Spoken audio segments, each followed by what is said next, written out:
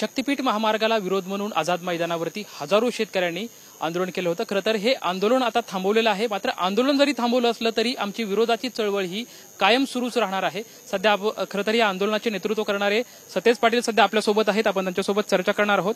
सुरुवातीला तुम्ही आंदोलनस्थळी आलात, इथल्या सर्व शेतकऱ्यांच्या भावना जाणून घेतल्या आणि परत विधान भवनामध्ये गेलात, नक्की काय तिथं भूमिका तुम्ही मांडली होती? आम्ही सातत्यानं लोकसभेच्या आधी असू दे, लोकसभेच्या नंतर असू दे, विधिमंडळामध्ये आम्ही भूमिका ही मांडतच आलेलो आहे। आमचं म्हणणं एवढंच आहे की विधानसभेच्या निवडणुकीआधी त्या तत्कालीन मुख्यमंत्री एकनाथ शिंदे साहेबांनी जाहीर केलं की शक्तीपीठ आम्ही रद्द करणार। मग भूमिका आता का बदलताय तुम्ही? म्हणजे त्यावेळी तुम्हाला पटलं की हा शक्तीपीठ चुकीचा आहे, मग मुख्यमंत्री पदावर असणाऱ्या व्यक्तिमत्वानं हे स्टेटमेंट करणं हे मतासाठी होतं का? तेही जाहीर केलं पाहिजे की आमचं हे स्टेटमेंट फक्त मतासाठी होतं, याचा आम्हाला आश्वासन पाळायचं नव्हतं आणि म्हणून आमची भूमिका आहे जे एकनाथ शिंदे साहेबांनी भूमिका घेतली ती या शासनानं अंमलबजावणी करावी। तर आता हे एक दिवसाचं जे आंदोलन होते तुम्ही थांबवलंय, आता हिची पुढची भूमिका काय असणार? प्रत्येक जिल्ह्यामध्ये आंदोलन होतील, मोजणी आम्ही होऊ देणार नाही। आमचे आंदोलन हे पुढच्या काळामध्ये मोजणी करायला लागले तर तीव्र होत जाते।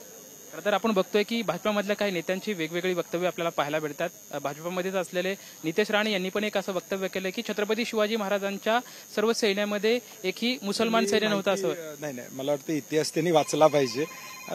हा प्रश्न त्यांनी केला असेल तर कृपा करून त्यांनी इतिहास वाचला पाहिजे। आपण आता या ठिकाणी पाहिलेत की सतेज पाटील यांचं उत्तर आलंय की जे हे आंदोलन आहे ते आजचं जरी आंदोलन थांबलं असेल तरी प्रत्येक जिल्ह्यामध्ये विरोधाची चळवळ ही आमची कायम सुरूच राहणार आहे, अशी प्रतिक्रिया सतेज पाटील यांच्याकडून आपल्याला पाहायला मिळते। कॅमेरामॅन प्रेम मेहत्रा सोबत लक्ष्मण जाधव, टीव्ही मराठी, मुंबई।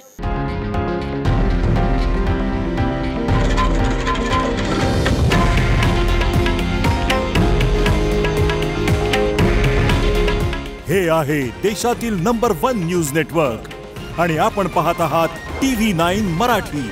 काळजी तुमची, हित महाराष्ट्राचं।